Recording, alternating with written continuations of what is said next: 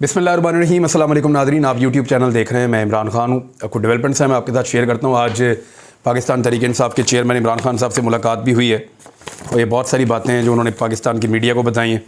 इनमें कुछ पॉइंट्स मैंने नोट किए हैं, ये भी आपके साथ शेयर कर लेता हूँ। लेकिन अभी जो डेवलपमेंट्स हैं बड़ी वो मैं आपको बता देता हूँ। इमरान खान साहब ने एक तो ख़िताब भी किया अपने उम्मीदवारों से जिन्होंने इलेक्शन लड़ने जाना है।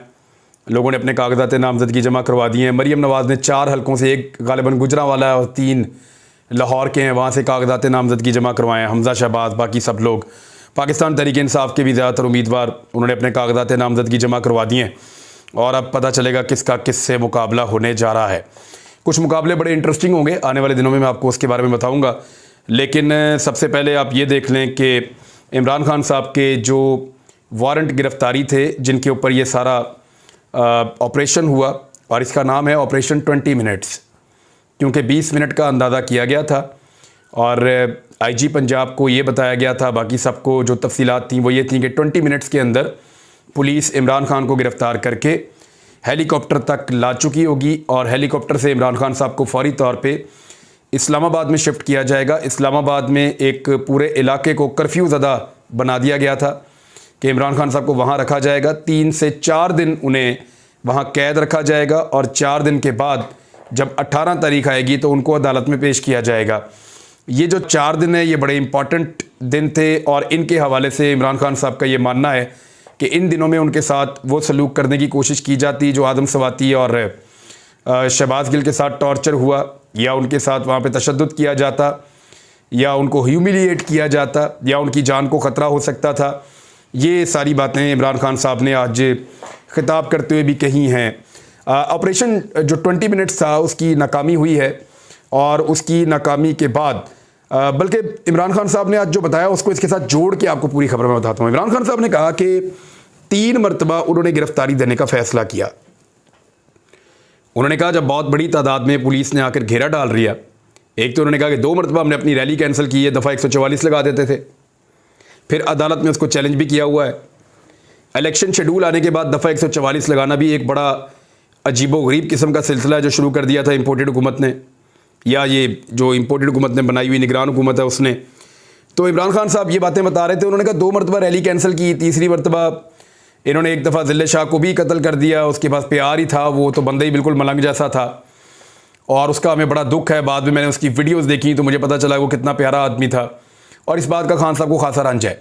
फिर उन्होंने कहा कि उससे अगले दिन हमने फिर जब रैली निकाली और रैली की जब ताकत देखी गई और जब ये देखा गया कि रैली के अंदर लोग 6-7 घंटे इमरान खान के साथ पैदल चलते रहे हैं और घर वापस नहीं गए और बड़ी ज़बरदस्त कमिटमेंट थी, तो इस बात के ऊपर खासी तशवीश पैदा हो गई उन लोगों में जिन्होंने इमरान खान के खिलाफ इलेक्शन लड़ना है। दूसरा प्रॉब्लम ये हो गया कि रैली की वापसी पे इमरान खान साहब को गिरफ़्तार किया जाना था, लेकिन रैली के अंदर लोग कम नहीं हुए। अब आप गौर करें, जिस दिन रैली थी जो लोग रैली में शामिल थे उनको इस बात का पता है कि रैली के दोनों तरफ रस्तों में छोटी छोटी गलियों तक को बंद कर दिया गया था ताकि नए लोग रैली में शामिल ना हो सकें और पुराने लोग 2 घंटे 3 घंटे 4 घंटे के बाद निकल जाएंगे। तो जिस वक्त इमरान खान साहब की रैली में लोगों की तादाद कम होगी उस वक्त इनकी गाड़ी पे हल्ला बोल के इनको गिरफ्तार कर लिया जाएगा।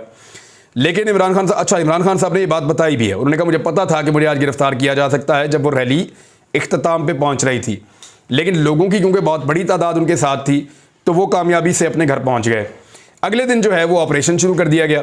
इमरान खान साहब ने कहा कि एक तो ऑपरेशन शुरू होने से बिल्कुल पहले जब मुझे अंदाज़ा हो गया कि बहुत बड़ी फोर्स आ गई है, चारों तरफ से घेर लिया गया है, रास्ते बंद कर लिए गए हैं और पुलिस बड़ी अग्रेसिव है इस वक्त, और ये भी रिपोर्ट हुआ कि रेंजर्स की गाड़ियाँ भी पहुँच रही हैं, तो इमरान खान साहब ने अपनी क़यादत को कहा कि आप जाके उनसे बात करें, मुज़ाकरात करें और उन्हें कहें कि अभी हाई कोर्ट के अंदर मामला चल रहा है, उसको भी देख लेते हैं और नेगोशिएशंस कर लें, अदरवाइज़ मैं गिरफ्तारी दे देता हूँ।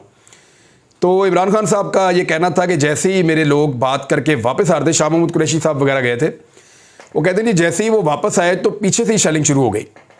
यानी पुलिस को इस बात के ऊपर मजबूर किया गया था कि आपने इमरान खान को बज़ोर ताकत गिरफ़्तार करना है।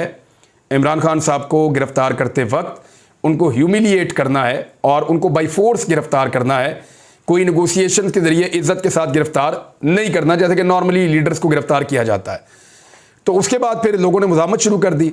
एक वक्त ऐसा है जब पाकिस्तान तहरीक इंसाफ के सिर्फ चंद कारकुन और पुलिस की बहुत बड़ी नफरी आमने सामने थी। उस वक्त एक किसी शख्स ने वहाँ पे पेट्रोल बम भी एक मारा।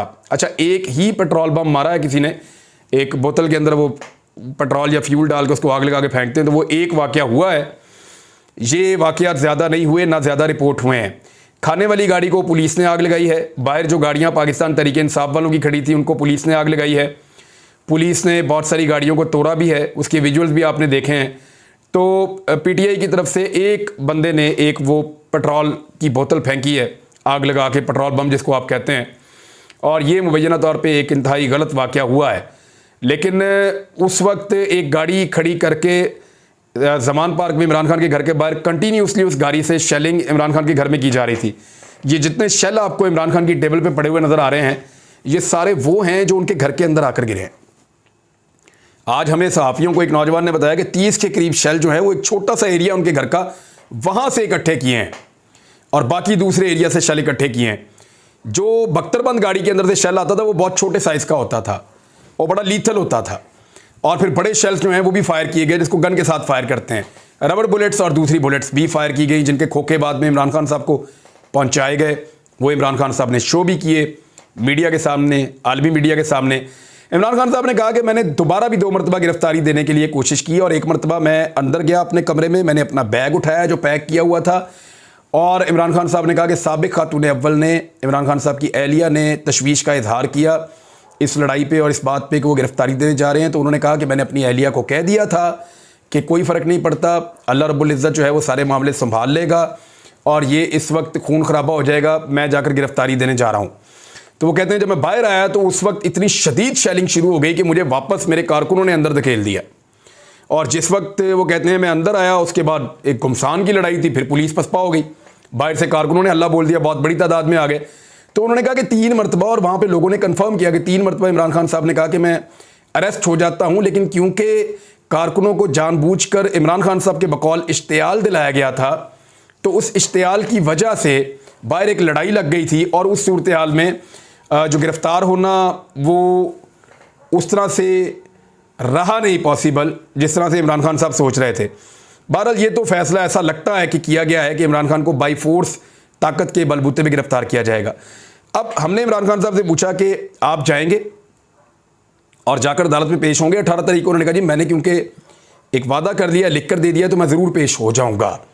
लेकिन फिर जो वारंट की मुअत्तली की जो दरख्वास्त है इमरान खान साहब की, वो सेशन कोर्ट ने खारिज कर दी है। इमरान खान साहब की डिस्ट्रिक्ट एंड सेशन कोर्ट जो तोशाखाना केस में इमरान खान साहब ने लिख कर दिया कि मैं 18 तारीख को आ जाऊंगा, उसको अदालत ने खारिज कर दिया। अब ज़रा आप गौर करें, साबिक वज़ीर-ए-आज़म नवाज शरीफ साहब की जान की ज़मानत मांगी थी पाकिस्तान की अदलिया ने। उस वक्त की हुकूमत ने कहा कि जनाब बात यह है कि ये भाग जाएंगे और नहीं आएंगे, आप इनसे श्योरिटी बॉन्ड्स ले लें। तो अदालत ने 50 रुपये के स्टाम्प पेपर के ऊपर नवाज शरीफ साहब को पाकिस्तान से बाहर भिजवा दिया और 4 साल हो गए वो वापस नहीं आए, ना वो पैसा आया। एक तरफ तो अदालत का ये रवैया था, दूसरी तरफ एक साबिक वज़ीर-ए-आज़म लिख कर दे रहा है कि मैं 18 तारीख को ज़रूर अदालत में पेश हो जाऊँगा। इमरान खान साहब का कहना है कि थोड़े दिन पहले मैं अदालतों में पेश होने के लिए जब इस्लामाबाद गया तो मुझे 4 जगह पे पेश होना था, मैं 3 अदालतों में पेश हुआ और फिर हमें पक्की इतला दी गई कि ये जो चौथी जगह है यहाँ पे आपके ऊपर हमला कर दिया जाएगा और आपके कत्ल का यहाँ पे मंसूबा है। और वो बिल्कुल तंग गलियाँ हैं, छोटी छोटी जगह है, साइडों पर ऊंची ऊंची बिल्डिंग है, उसका सारा एरिया जो है वहाँ पर स्नाइपर इस्तेमाल किया जा सकता है किसी को मारने के लिए। और इतनी सिंगल दीवारें हैं, किसी भी दीवार के पीछे भी बम रखा जा सकता है हमला करने के लिए। इस किस्म की चीज़ें वहाँ हो सकती हैं, खुदा ना खास्ता। तो सिक्योरिटी की जिम्मेदारी किसकी होगी? एक जज साहब ने यह बताया पाकिस्तान तहरीक इंसाफ के लोगों को कि ये जो अदालत है इसके अंदर से सीसीटीवी कैमरास गायब कर दिए गए हैं, सीसीटीवी का निज़ाम ख़त्म किया गया है इमरान खान साहब की पेशी से पहले। और इसके अलावा वो जज साहब ने यह बताया कि जो सिक्योरिटी यहाँ पे रोज़ाना मौजूद होती है, जो अदालत के हाथे में होती है, वो सिक्योरिटी जिस दिन इमरान खान साहब की पेशी थी उस दिन मौजूद नहीं थी, बल्कि उनकी जगह पे कुछ नामालूम लोग मौजूद थे जिनको वो पहले से नहीं जानते थे। अब ये इन्फॉर्मेशन बड़ी अलार्मिंग है पाकिस्तान तहरीक इंसाफ के लिए। वकला ने भी इन बातों को कंफर्म किया, एक जज साहब ने भी मुबैना तौर पे इन बातों को कंफर्म किया। तो इसके बाद पाकिस्तान तहरीक इंसाफ ने ये रिस्क ना लेने का फैसला किया। उनको लगा इमरान खान पे पहले भी हमला हो चुका है तो दोबारा हम यहाँ पे ना लेकर जाएं, लेकिन इमरान खान साहब ने कहा मैं यहाँ पेश हो जाऊँगा। इसके बावजूद अदालत ने इमरान खान साहब की दरख्वास्त मानने से इनकार कर दिया और ये कहा कि उनको गिरफ्तार करके पेश किया जाए। अब इमरान खान साहब को गिरफ्तार करने की कोशिश की जाएगी। लाहौर हाई कोर्ट के ऑर्डर के ऊपर कल सुबह 11 बजे तक के लिए ऑपरेशन रुका हुआ है। 11 बजे के बाद पुलिस ऑपरेशन कर भी सकती है, लेकिन इससे पहले पाकिस्तान तहरीक इंसाफ और आईजी पंजाब के मुज़ाकरात होने हैं हाई कोर्ट के ऑर्डर्स के मुताबिक। मुज़ाकरात के लिए पाकिस्तान तहरीक इंसाफ की टीम गई है। वहाँ पे क्या तय पाया, किस तरह तय पाया, असद उमर साहब हैं, शाह महमूद कुरैशी साहब हैं, फवाद चौधरी साहब हैं, ये लोग मुज़ाकरात के लिए गए हैं। लेकिन देखना ये है कि इन मुज़ाकरात का नतीजा क्या निकलता है। आईजी पंजाब ने और आमिर मीर में प्रेस कॉन्फ्रेंस की है। एक चीज़ तो इंतहाई काबिल अफसोस है, आमिर मीर ने वहाँ पे मौजूद जमान पार्क में जो हमारे पश्तून भाई हैं उन्हें यानी मिलिटेंट करार दिया है। तो दहशतगर्द थोड़ी होते हैं पश्तून यार। आमिर मीर साहब को माफ़ी मांगनी चाहिए। ये इंतहाई अफसोसनाक बात है और ये गलत बात है। आप किसी एक नस्ल को, आप किसी एक कौमियत को या एक ख़ास इलाके के लोगों को आप दहशतगर्द डिक्लेयर नहीं कर सकते। पाकिस्तान बड़े अमन पसंद हैं। आप जब भी खैबर पख्तूनख्वा जाते हैं सैर करने के लिए, स्वात जाएँ, नारान जाएँ, पेशावर जाएँ, वज़ीरिस्तान जाएँ, जहाँ भी जाएँ, वहाँ के लोग बड़े वेलकमिंग हैं, वो बड़ा प्यार करते हैं और बड़े पुरअमन लोग हैं। हमने देखा है कि पाकिस्तान के अंदर सिर्फ खैबर पख्तूनख्वा के वो इलाके हैं जहाँ पे लोगों ने दहशतगर्दी के ख़िलाफ़ तारीख़ी नौइयत के एहतजाज आज ख़ुद निकाले हैं। बहुत बड़ी तादाद में बाहर आए और उन्होंने कहा जी हमें दहशतगर्दी नहीं चाहिए, दहशतगर्दों की वापसी नहीं चाहिए। तो पश्तून बड़े पुरअमन लोग हैं। अगर वहाँ पे इमरान खान साहब के बाहर कोई पश्तून कारकुन मौजूद हैं तो उन्हें दहशतगर्द कहना, मिलिटेंट कहना, ये नहायत नामुनासिब है। आमिर मीर साहब को इस बात पर माफ़ी मांगनी चाहिए। आईजी पंजाब की एक वीडियो बाहर निकली है जिसमें वो दुश्मन करार दे रहे हैं मुखालिफिन को और पुलिस को कह रहे हैं कि ये कर देना, वो कर देना। मैं एक सवाल जानना चाहता हूं कि क्या कोई आईजी अपनी पुलिस को ये कहता है कि वो दुश्मन है? ये तो फौज का काम है। फौजी जनरल कह सकते हैं कि आपकी दुश्मन से लड़ाई है। आईजी ने, पुलिस ने तो अपने लोगों से डील करना होता है। तो अपने लोगों को आप दुश्मन कैसे कह सकते हैं आईजी साहब? आप ये ज़रूर कह सकते हैं कि लोग हमारे हैं, हमने उनका नुकसान नहीं करना, हमने कोशिश करनी है उनका नुकसान कम से कम हो, हमारे अपने लोग हैं, कहीं गलतफहमी हो सकती है। गलती आप भी कर सकते हैं, गलती लोग भी कर सकते हैं, लेकिन आप किसी को दुश्मन नहीं कह सकते। तो आईजी साहब को और आमिर मीर साहब को अपनी ये दो बातें वापस लेनी चाहिए। जबकि एक और चीज़ जिस पे आईजी साहब को जवाब देना चाहिए था उस पर उन्होंने जवाब नहीं दिया। राणा सनाउल्लाह के जो वारंट्स हैं वो पहले के निकले हुए हैं। नाकाबिले ज़मानत वारंट गिरफ्तारी राणा सनाउल्लाह के इमरान खान साहब से काफ़ी पहले से निकले हुए हैं। क्या उसके लिए कोई बहुत बड़ा एक्शन हुआ? क्या उसके लिए कोई 10,000 की नफरी गई राणा सनाउल्लाह को गिरफ्तार करने? क्या उसके लिए इस्लामाबाद और पंजाब की पुलिस ने रेंजर्स के साथ मिलकर या किसी और के साथ मिलकर मुश्तरका तौर पे कोई बड़ा ऑपरेशन किया? राणा सनाउल्लाह तो रोज़ाना जलसे जुलूस कर रहे हैं। तो मामला ये है कि इस तरह की चीज़ों से लोगों के दिमागों में सवालात पैदा होते हैं। आपको इन सवालात के जवाब देने हैं। आईजी साहब ने कहा जी हम किसी और वारंट के ऊपर आज बात नहीं कर सकते। क्यों नहीं कर सकते? आपकी जिम्मेदारी पूरे पंजाब की है, सिर्फ इमरान खान की तो नहीं है। तो ऐसा लगता है कि पूरा का पूरा निज़ाम एक शख्स को दीवार के साथ लगाने पर तुला हुआ है। इमरान खान साहब ने एक और बात की कि मैं पाकिस्तान के लिए किसी से भी बात करने के लिए तैयार हूँ, मुझे कोई प्रॉब्लम नहीं है। क्योंकि ये सवालों के जवाब में उन्होंने कहा है। जब हम उनसे बार बार पूछते हैं तो वो ये कहते हैं कि मैं किसी से भी बात करने के लिए तैयार हूँ, मुझे तो कोई प्रॉब्लम ही नहीं है। सियासतदान तो बात करते हैं, पहले भी करता रहूँ, आइंदा भी करता रहूँगा, लेकिन मैं किसी की मिन्नत नहीं कर सकता, किसी से मदद नहीं मांग रहा। मैं पाकिस्तान के लिए बात करने के लिए तैयार हूँ। दूसरा, इमरान खान साहब ने कहा जो एक और बड़ी इंपॉर्टेंट बात है, उन्होंने कहा कि नवाज शरीफ साहब का जो मुतालबा है वो पाकिस्तान को नुकसान पहुंचाएगा और नवाज शरीफ साहब अपने वादे पूरे करने का जो है वो जो उनके साथ वादा किया गया है वो वादा पूरा करने के लिए नवाज शरीफ साहब एक ही बात कर रहे हैं कि जो वादा किया वो निभाना पड़ेगा, जो वादा किया वो निभाना पड़ेगा। अब नवाज शरीफ साहब के साथ जो वादा किया है उसको निभाने का मौसम 80s में होता था, 90s में होता था। ये 2023 है, पाकिस्तान बदल गया है, नौजवान कुछ और सोच रहे हैं, सोशल मीडिया का दौर है। यहाँ पे कौन से वादे आपने इस तरह से निभाने हैं कि पाकिस्तान को खुदा न खास्ता नुकसान हो जाए? और पाकिस्तान के लोगों को पाकिस्तान के इदारों के सामने लाकर खड़े करने की पॉलिसी कोई ठीक पॉलिसी नहीं है, ये गलत पॉलिसी है, इससे नुकसान होगा। लोग कोई कानून तो हाथ में नहीं ले रहे। हाँ, लेकिन जब आप कानून का मजाक बनाएंगे, आप किसी के लीडर को गिरफ्तार करेंगे और उनको लगेगा कि लीडर को कत्ल किया जा सकता है तो वो रिएक्ट करेंगे। इमरान खान ने गिरफ्तारी की पेशकश की थी, उसका मजाक बनाया गया, तो सूरत हाल अब आपके सामने है और अभी भी नेगोशिएशंस हो रही हैं, उनके अंदर कोई नतीजा निकल सकता है, लेकिन मुझे उम्मीद बहुत कम है। जो आईजी पंजाब है उन्होंने एक बात बड़ी अच्छी कह दी है।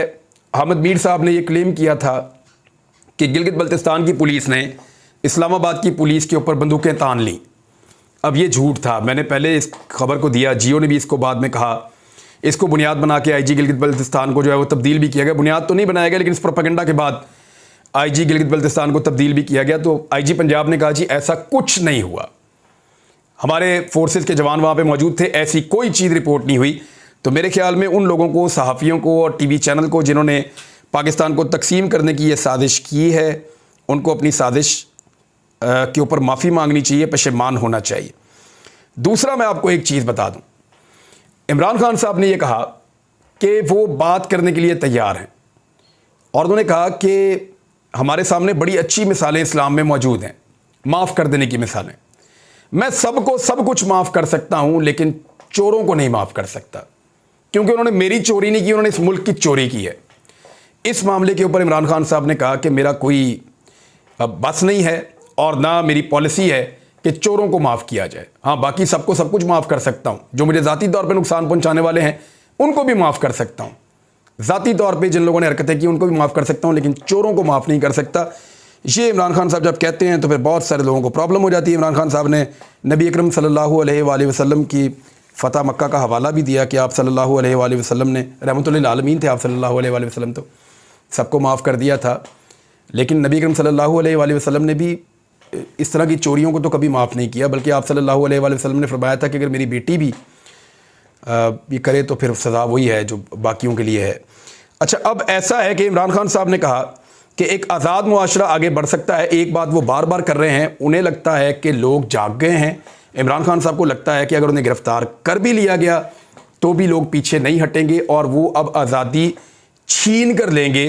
हालात उतने आसान पाकिस्तान की एस्टेब्लिशमेंट के लिए और बाकी लोगों के लिए नहीं रहेंगे कि वो अपनी मनमानी कर लें इमरान खान को गिरफ़्तार करने के बाद भी। और भी खबरें हैं, अगले व्लॉग में आपको बताता हूँ। अब तक के लिए इतना ही, अपना ख्याल रखिएगा, अपने इस चैनल का भी। अल्लाह हाफ़िज़।